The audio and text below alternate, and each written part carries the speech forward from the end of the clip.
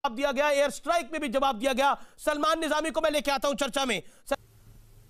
जी बिल्कुल, मैं बॉम्बे पुलिस के शहीदों को, जो शहीद हुए, जिन्होंने अपनी जान की कुर्बानी दी, उनको श्रद्धांजलि पेश करता हूं।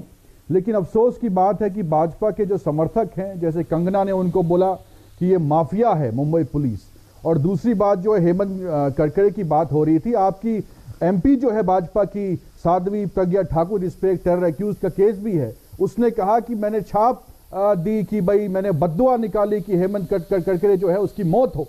तो ये भाजपा वाले क्या बात कर रहे हैं। और दूसरी बात है 26/11 का जो आतंकवादी था उसको फांसी दिलवाई कांग्रेस के समय में हुआ, और आपने पठानकोट में क्लीन चिट दे दी पाकिस्तान को, पुलवामा अटैक में आपने यूसुफ चौहान को बेल दे दी। आप क्या कार्रवाई कर रहे हैं। शहनवाज हुसैन साहब आज कलाकुली पहन के कश्मीरी, इनको पूछिए आप 15 महीने में 370 आपने हटाया, कश्मीर में आतंकवाद कहाँ है। ये कहां से आतंकवाद मिला है। आपने कहा 370 हटने के बाद आतंकवाद कश्मीर में खत्म होगा, तो क्या हुआ।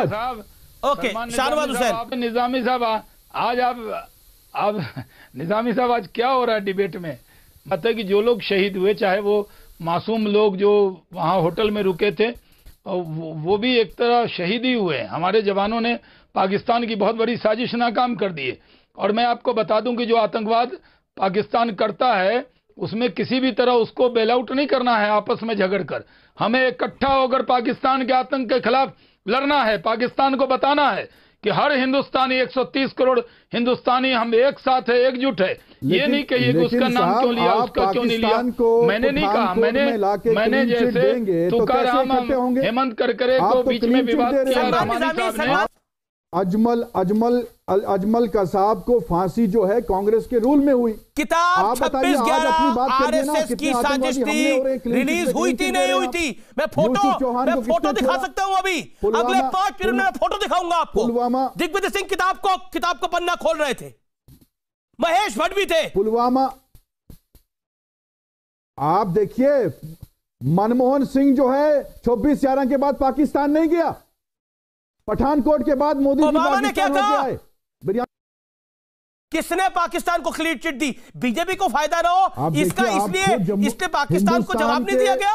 अब आपको देखिए, इंदिरा गांधी ने जवाब दिया था, लेकिन डॉक्टर मनमोहन सिंह की सरकार ने जवाब नहीं दिया था। यूरोपियन डेलीगेशन को इन्वॉल्व मत करिए, क्योंकि ये इंटरनल मसला है। इंटरनल नेशनल डेलीगेशन नहीं है ये। जो हिंदुस्तान के लीडर है उनकी। अच्छा, दिग्विजय सिंह हिंदुस्तान के नेता है, बाहर के नेता है। दिग्विजय सिंह देश के नेता है, विदेश के नेता है।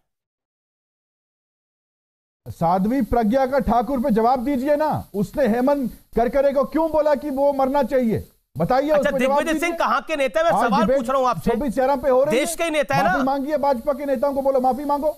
भारत की सरकार का कथन नहीं है, ये किसी बीजेपी के नेता का कथन नहीं है, ये पाकिस्तान की असेंबली के अंदर उनके एलओपी का कथन है, उनके लीडर ऑफ ऑपोजिशन का कथन है।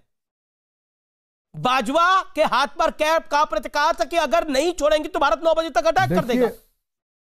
और अभी आप लोग कह रहे हैं कि 15 दिनों में सर्जिकल स्ट्राइक हो जानी चाहिए, सारे बदले ले जाने चाहिए। 26/11 के बाद बदला क्यों नहीं लिया गया था, मैं जानना चाह रहा हूं आपसे।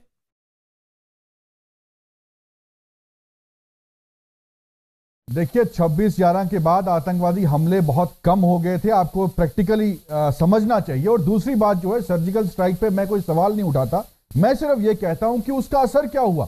अगर आप डेटा देखें तो जब से सर्जिकल स्ट्राइक हुई है उसके बाद अभी तक 370 हटने के बाद भी 700 सिविलियन और जवान हमारे शहीद हुए हैं। सर्जिकल स्ट्राइक अब कर रहे हैं। शहनवाज हुसैन साहब बैठे हैं कश्मीर में, इनको बोलिए 250 किलोमीटर जो है गलवान है, वहां जाइए, वहां चाइना पे सर्जिकल स्ट्राइक करिए, जिसमें 20 हमारे सैनिक शहीद किए। सर्जिकल स्ट्राइक से क्या इंपैक्ट हुआ।